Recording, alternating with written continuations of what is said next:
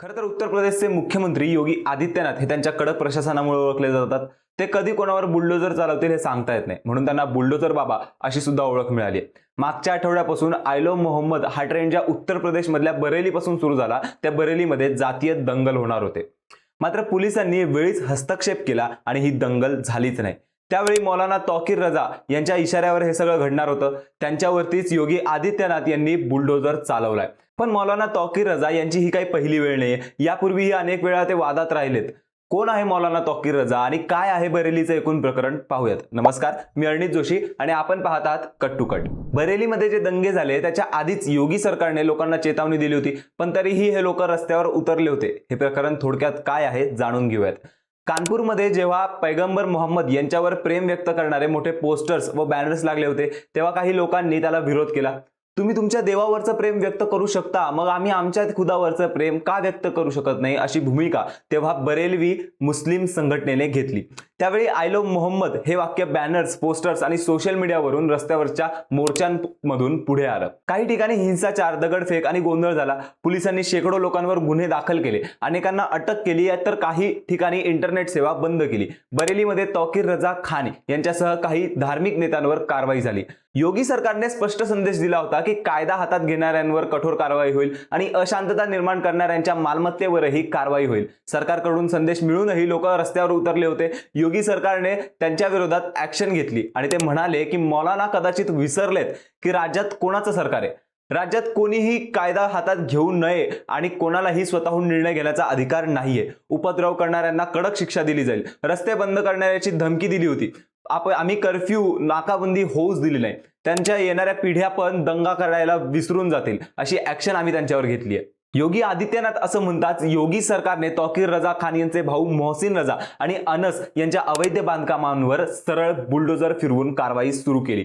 जसं योगींनी ठामपणे सांगितलं होतं की रस्त्यावर उतरणाऱ्यांविरुद्ध कठोर कारवाई केली जाईल आणि जे लोकांना रस्त्यावर उतरण्यास प्रवृत्त करतायत त्यांना आम्ही सोडणार नाही. असंच आता योगी सरकारने पाऊल उचललंय. पहिले तौकीर रजा खानच्या जवळच्या लोकांवर ऍक्शन घेतली, बाजारात असलेली त्यांची दुकानं बंद करवली आणि आता त्यांच्या अवैध बांधकामांवर बुलडोजर चालवायला सुरुवात केली. पण आता महत्वाचा मुद्दा उरतो, तो मौलाना तौकीर रजा खान कोण आहे. तौकीर रजा खान हे उत्तर प्रदेशमधील बरेली येथले एक प्रसिद्ध धार्मिक व राजकीय नेते आहेत. ते बरेलवी मुस्लिम संप्रदायाशी संबंधित आहेत आणि इत्तेहाद ए मिल्लत कौन्सिल या राजकीय पक्षाचे संस्थापक आहेत. त्यांचा जन्म बरेलीतील एका प्रतिष्ठित धार्मिक कुटुंबात झाला. तौकीर रजा खान हे मौलाना अहमद रजा खान बरेलवी यांच्या वंशजांपैकी आहेत. अहमद रजा खान हे बरेलवी मुस्लिम संप्रदायाचे संस्थापक मानले जातात. आता बरेलवी मुस्लिम संप्रदाय म्हणजे काय, तर बरेलवी हे सुन्नी मुस्लिमांमधील एक प्रमुख पंथ आहे.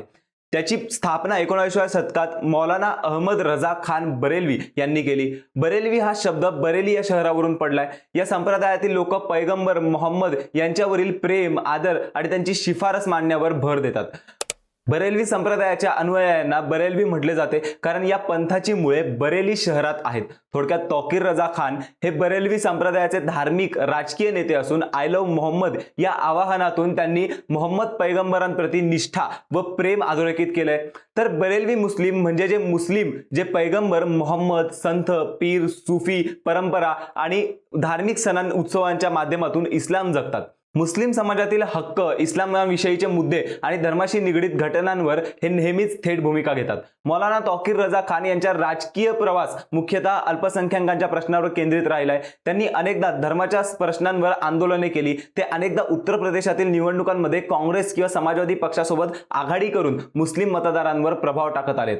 2012 मध्ये त्यांनी काँग्रेसला पाठिंबा दिला होता. त्यानंतर पुढे काही वेळा समाजवादी पक्षासोबत राजकीय समीकरण देखील केलं. महत्वाच्या घटनांबद्दल सांगायचं झालं तर तौकीर रजा खान अनेकदा वादग्रस्त विधानांमुळे चर्चेत आलेत.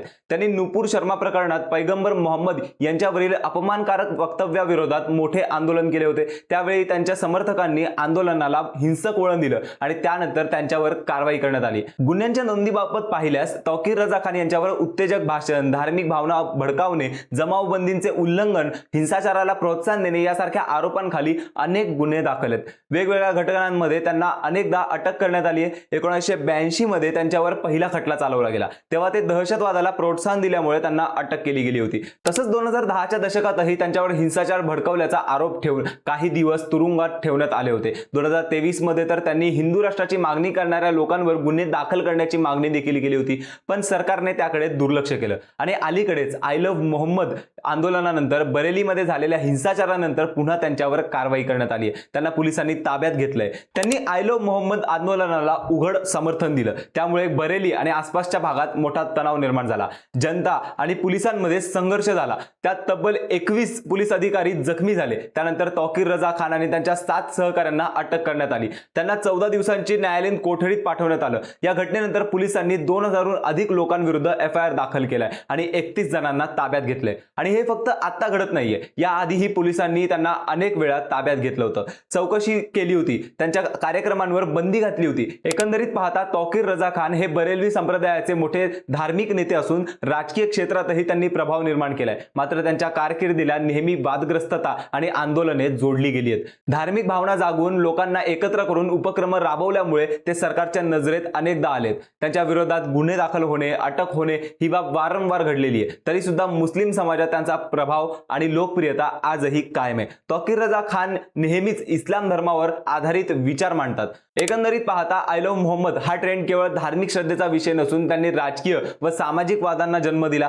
सरकारने कठोर कारवाई करून कायदा सुव्यवस्था राखण्याचा प्रयत्न केला, तर राजकीय नेत्यांनी आपल्या विचारसरणीतून भूमिका घेतल्या. जनता मात्र 2 गटांमध्ये विभागली गेली. काहींनी श्रद्धा व्यक्त केली तर काहींनी त्याला विरोध केला. या घटनेमुळे भारतात धर्म आणि राजकारण यांचा किती जवळचा संबंध आहे हे पुन्हा एकदा स्पष्ट झालं. तुम्हाला काय वाटतं, असे धर्माच्या नावावर समाजात तेढ निर्माण करणाऱ्या लोकांसोबत काय केलं पाहिजे? योगी सरकारने घेतलेला निर्णय बरोबर आहे की नाही? पण ते सर्वसामान्य माणसंही नाही आहेत ना, नेतृत्व करणारे राजकारणी आहेत. मग त्यांचं असं वागणं योग्य आहे की नाही? कमेंट करून नक्की कळवा. आणि अशाच रोजच्या घडामोडींसाठी कट टू कटला सबस्क्राईब करा.